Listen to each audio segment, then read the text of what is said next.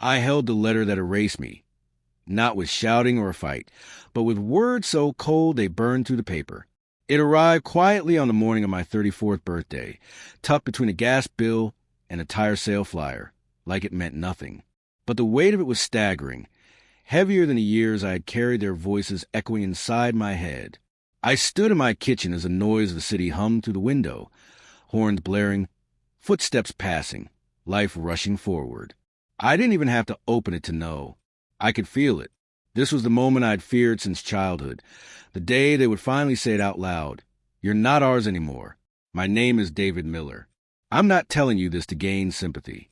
I'm telling you because there are truths too sharp to bury and secrets too heavy to carry alone.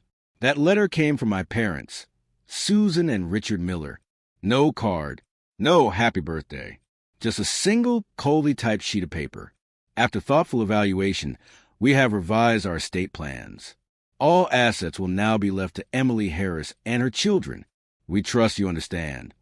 At the bottom, a single word, regards. Not love, not mom and dad, just regards. As if they were emailing a stranger about canceling a newsletter subscription. I sat there in silence, the steam from my coffee fading, the bouquet my coworker had sent already drooping on the counter. Outside, the world kept going. Inside, I was frozen in place, staring at that page. It wasn't about the money. Money is just paper. It was the timing.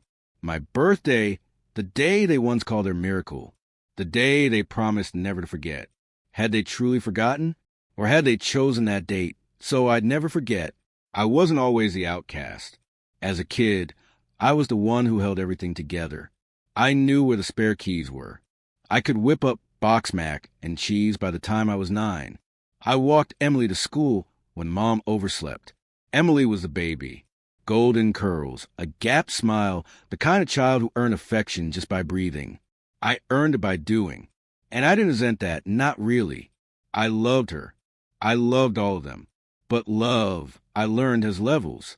Emily's tears could bring the house to a halt. Mine, they were background noise. There was one person who truly saw me, my grandmother, Margaret. She lived in a weathered yellow house with a porch that creaked like it was telling secrets. She didn't have much, an overgrown garden and a jar of oatmeal cookies she baked every Sunday. But what she did have, she gave freely. Time. She taught me how to change a flat tire, how to stretch a dollar, how to breathe when everything felt like it was closing in. When cancer crept in and started draining her, I was 16. Mom couldn't stand hospitals. Dad buried himself in work. That left me changing her sheets, managing her medications, holding her hand through the worst of it. Emily visited once. She sat in the corner, scrolling her phone, took a selfie with a sad face filter. Visiting my hero, she wrote as a caption. She left 20 minutes later. After Margaret passed, I found her tucked into a poetry book. Scrawled in shaky handwriting was a note. David, you stayed. Not because you had to, because you saw me. She left me her home, her old Buick, and a modest savings. It wasn't about the money. It was a feeling of finally being chosen.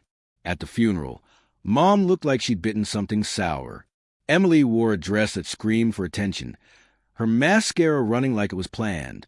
Neither of them spoke to me. A week later, Emily knocked on my door. I'm in a tight spot, David, she said, twirling her hair like she always did when she wanted something. Rent's killing me. Can I stay with you? Just for a little while? She stayed for 9 months. Used my soap, ate my groceries, took my car without asking. Then one day, she was gone. No goodbye.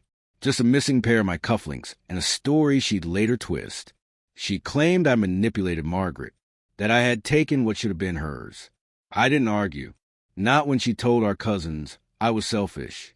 Not when she posted old family photos, cropping me out like a blemish. I shut my doors, literally and figuratively. No more family holidays. No more. Can you help me out? Texts. I moved into a modest apartment near the community college where I taught sociology. My students were like I had once been, overlooked, uncertain, trying to prove their worth. I poured myself into the work. I started something new, Beacon House, a nonprofit dedicated to helping foster kids learn how to live, how to budget, how to say no, how to stand up without shouting. It wasn't flashy, but it was mine. And then came the article, a piece in the local paper that called me a quiet spark in a noisy world. The article made waves, not worldwide, but enough to ripple through our small town. Old classmates began sharing it. Messages from strangers filled my inbox. And yes, my family saw it too. Almost overnight, I disappeared from Emily's online life. Not just blocked, deleted, pictures of us together vanished. My graduation, Christmases passed with my arm around her, that old photo of me teaching her to ride a bike, gone. In one video tour of her dream home, I noticed a familiar frame in the background, one I had gifted our dad years ago. My face had been carefully cut out, replaced with blank space. I was halfway through grading student essays when they showed up. It was a rainy Tuesday, gray skies, air thick with silence. 3 sharp knocks rang out, crisp and calculated. I opened the door. There they were, Mom, Emily, and a man I didn't recognize at first. Later I'd learned he was her husband. They didn't ask to come in. They just stepped inside like they still belonged, their presence thick with perfume and silent expectations. Crowded my modest living room. Mom led the charge, her voice coated in sugary praise that sounded just a bit too sweet. "We're so proud of you, David." That article's making the rounds. Everyone's talking. Emily sat down like she owned the place, legs crossed, eyes fixed on her nails. Her husband stood quietly behind her, just set dressing. Then came the real reason they were there. Emily's newest venture, some real estate startup, needed backing. A co-signer. Someone with stability. Someone like me. "It's just a formality," Mom said, her eyes wide with manufactured innocence. "Families look out for each other, right?" Emily finally looked up. Her tone was velvet over steel. "I thought you'd understand." I didn't reply. I poured a glass of water, placed it on the table, and watched the surface still. They left soon after, request hanging in the air, the water untouched. The next envelope came weeks later, not on my birthday this time, but by courier, thick, official, and heavy in a different way. A lawsuit. My own family was taking me to court. The claim? Unjust enrichment. They accused me of manipulating Margaret, of coercing her into signing over her home and savings. According to them, Emily had been the rightful heir, robbed by my deception. It was a narrative carefully sculpted to paint me as the villain. I didn't break down. I didn't reach out. I simply opened the bottom drawer of my filing cabinet and pulled out the box I had been quietly maintaining for years. Inside were Margaret's hospice logs, her notarized will, handwritten notes, garden photos, and every medical document I had saved, because I had known deep down that this day might come. My attorney, Jessica, was a former student of mine.